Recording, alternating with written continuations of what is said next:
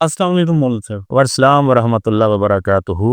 مولانا صاحب یہ فرمائیے گا کہ رمضان المبارک میں جو انسان دنیا سے آتا ہے جی تو سنا ہے کہ اس کے سارے گناہ معاف ہو جاتے ہیں اور اس کو اللہ میاں جنت میں جگہ دیتے ہیں۔ دیکھو جی، اللہ تعالیٰ امید تو رکھنی چاہیے کہ اللہ تعالیٰ ہر مسلمان کو جنت نصیب فرمائے، اور جنت بھی نصیب فرمائے دخول بدخول اولی، یعنی مرتے ہی جنت ملے، ورنہ ایمان والے کو ایک وقت آئے گا اس کو جنت تو اللہ تعالیٰ ضرور دیں گے انشاءاللہ، کہ لیکن وہ اپنی بد اعمالیوں کو بھگت کر سزا بھگت کر پھر جائے گا۔ ایک ہے یہ دخول اولی نہ ہوا، یہ تو سزا بھگتنے کے بعد دخول ہوا۔ تو ہم دعا تو یہی کرتے ہیں کہ اللہ تعالیٰ ہمیں جنت کا دخول بدخول اولی نصیب فرمائے۔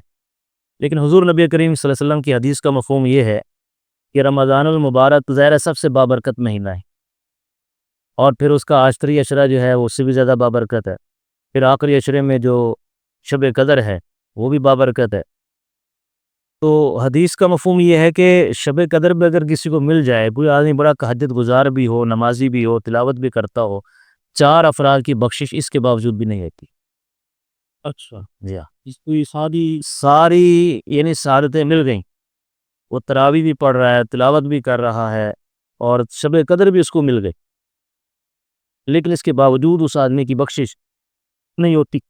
4 افراد ہیں، 4 فرد، ان میں سب سے پہلے ہے جو والدین کا نافرمان ہے۔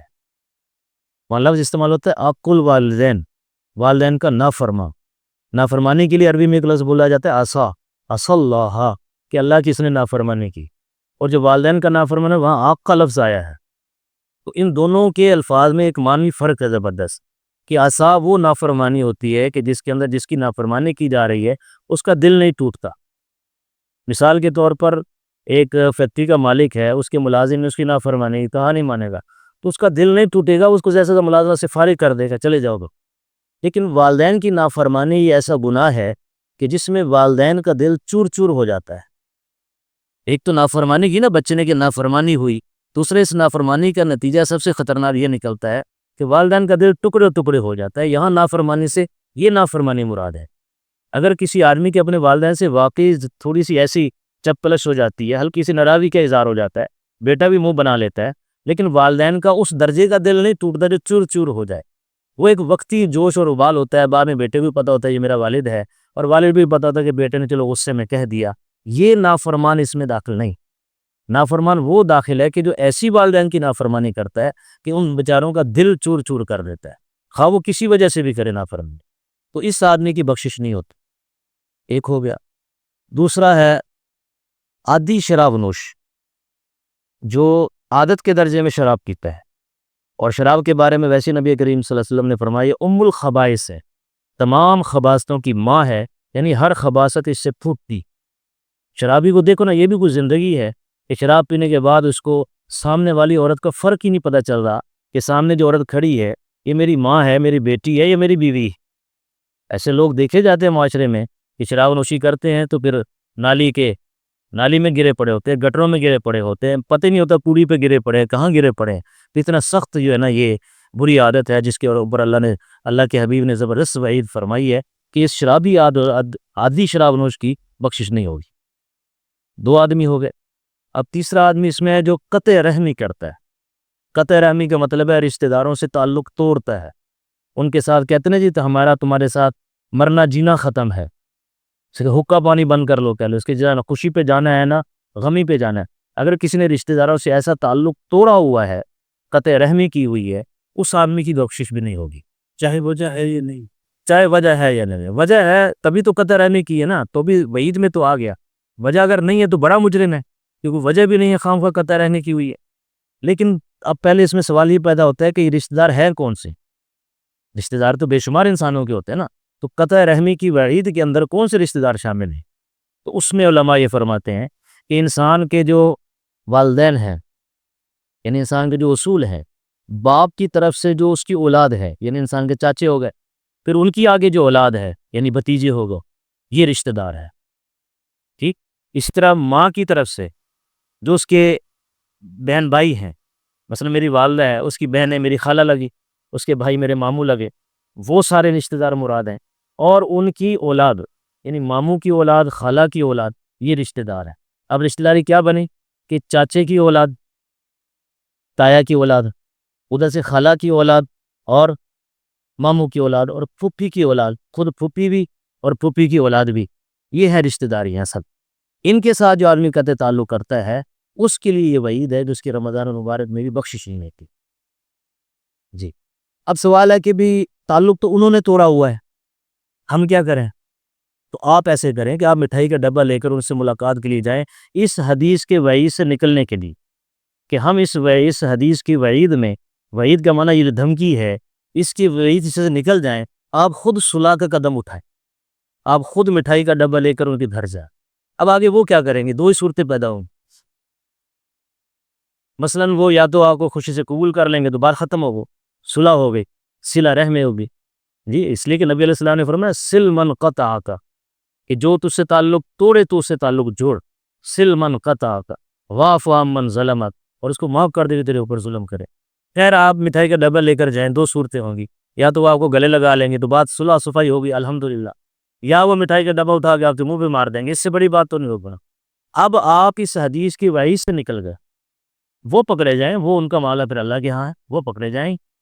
اور اسی میں یہ بھی یاد ہے کہ والدین اگر اس وجہ سے ناراض ہیں جو دینی وجہ نہیں بنتی، ان کی ذاتی اخلاقیات، آپ پوری بھرپور کوشش کر رہے ہیں، والدین کو راضی رکھنے کی کوشش کر رہے ہیں، لیکن وہ غیر شرعی طور پر آپ سے ناراض ہے، پھر آپ اس وعید میں نہیں آئیں گے.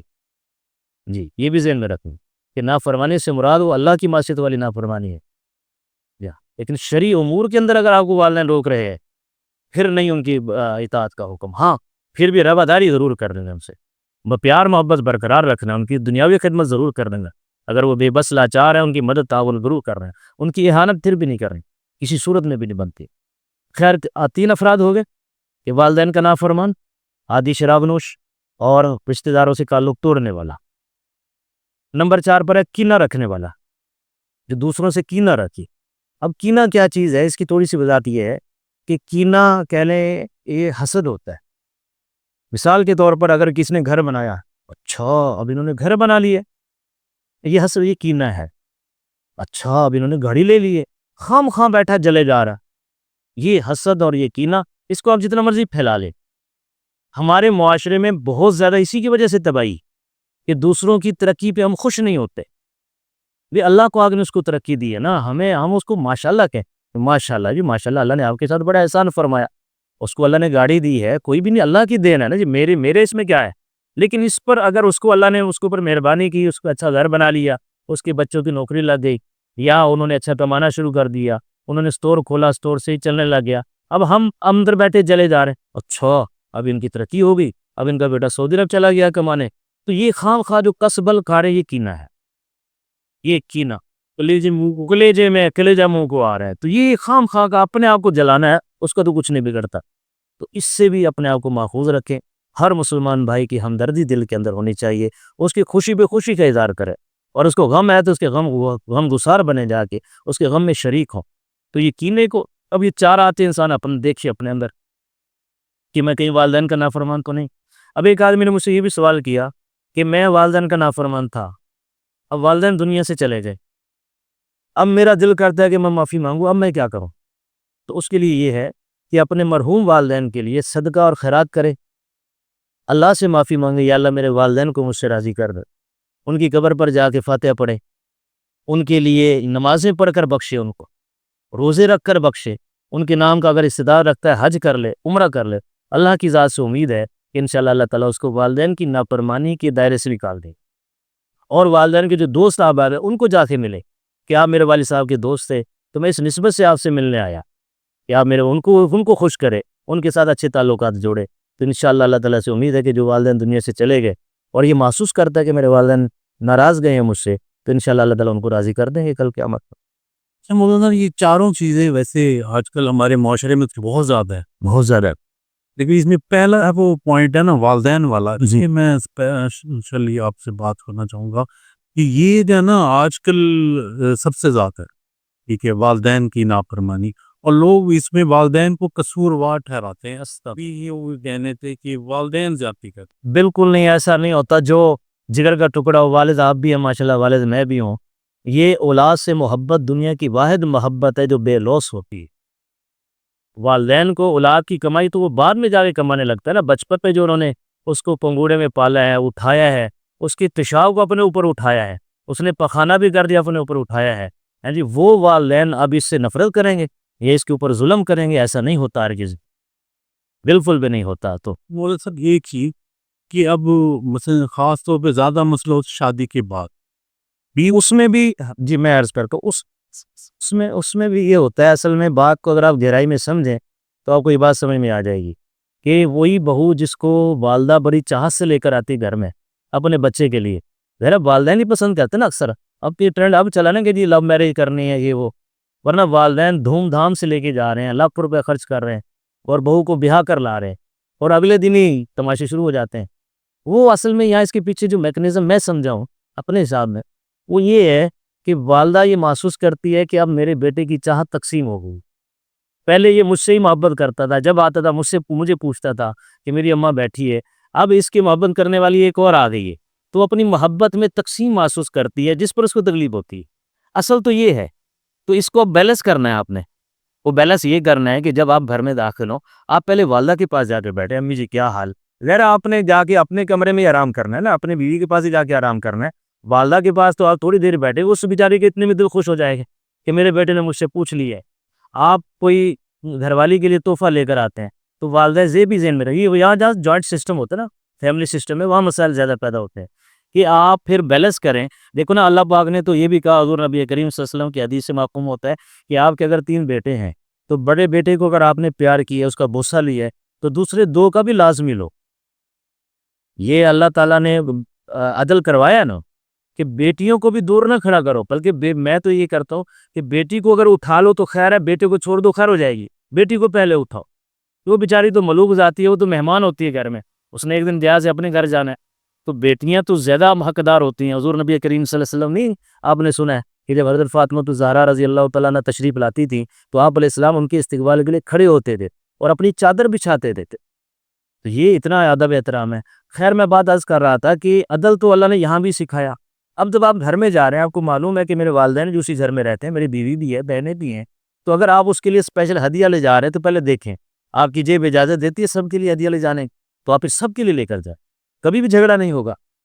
اور اگر آپ اسپیشل اپنے گھر والی کے لیے لے کے جا رہے ہیں اور دوسروں نے دیکھ لیا, دل تو ان کا خراب ہوگا نا. دین نے تو یہاں تک کہا ہے کہ دل توڑنے کو منع کیا, یہ تو حکم ہے نا کہ دل توڑنا منع ہے, اور پھر خاص طور پر اپنے والدین ہو, اپنی بہنیں ہو, اتنا تو آپ کو سینس ہونا چاہیے نا کہ یار ان کا دل ٹوٹ رہا ہے.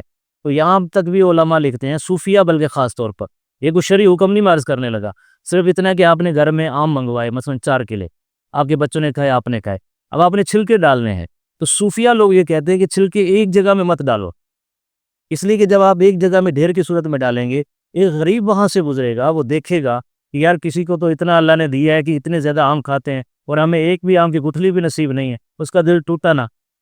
تو یہاں بھی وہ حضرات صوفیہ کہتے ہیں کہ چھلکوں کو تقسیم کر کے جگہ جگہ ڈال, تاکہ اتنی احتیاط کرو. تو جب انسانی جذبات بھی ایک حیثیت رکھتے ہیں تو ان کا یہاں شادی کے بعد بھی خیال رکھنا اتنا ہی ضروری ہے, بلکہ اس سے بھی زیادہ ضروری ہے. پہلے تو اس بات کی پرواہ تھی نہیں, لیکن اب پرواہ ہو گئی ہے, اب آپ کی محبت تقسیم ہو گئی ہے, تو جن پر تقسیم ہوئی ہے ان کو تکلیف ہوگی. تو آپ اس فارمولے کو آزمائیں. والدین اپنی جگہ ہیں, بیوی اپنی جگہ ہے, بہنیں اپنی جگہ ہیں, اولاد اپنی جگہ ہے, ہر ایک کو اس کے برابر کے حصے کی محبت دینے ہیں. یہ لوگ کہتے ہیں محبت میں تقسیم نہیں ہوتی, کیوں نہیں ہوتی؟ انسان کی اپنی اولاد ہے, 4 بچے ہیں, 2 بچی ہیں, تو سب کے ساتھ انسان محبت کرتا ہے نا, جس کا مطلب ہے کہ محبت قابل تقسیم ہے. اب وہی آدمی جو گھر والی سے محبت کر رہا ہے, وہی آدمی مال و دولت سے بھی تو محبت کر رہا ہے. گھر بنوانے لگا تو اعلیٰ قسم کا بنوانا ہے اسے, گاڑی لینی تو اعلیٰ قسم کی لینی ہے, گھر کے اندر بھی محبت ہے, گاڑی میں بھی محبت ہے, اپنے کاروبار سے بھی محبت ہے, دوستوں سے بھی محبت ہے, اور بیوی سے بھی محبت ہے. تو معلوم ہوا محبت قابل تقسیم ہے نا, اسی تقسیم میں والدین کو تو نہیں شامل کرتا ہے. جو ہے یہ لفظ کو ایسے تقسیم نہ سمجھے, اس کو اتنے ضرب دے دی. ضرب دے دے نا, قابل تجزی, مطلب یہ جذبہ قابل تجزی ہے نا. ہاں ہر جگہ نوعیت الگ الگ ہے. مکان سے جو محبت ہے وہ نوعیت اور ہے, گاڑی سے جو محبت ہے اس کی شکل اور ہے, جی دوستوں سے محبت ہے شکل اور ہے. اس طرح ہم یہاں کہتے ہیں کہ والدین سے محبت آپ نے برقرار کی رکھنی ہے, وہ نوعیت اور ہے, وہاں ادب ہے, احترام ہے, میری جنت ہیں یہ دونوں, والدین اور والدہ دونوں وہ انسان کی جنت ہیں.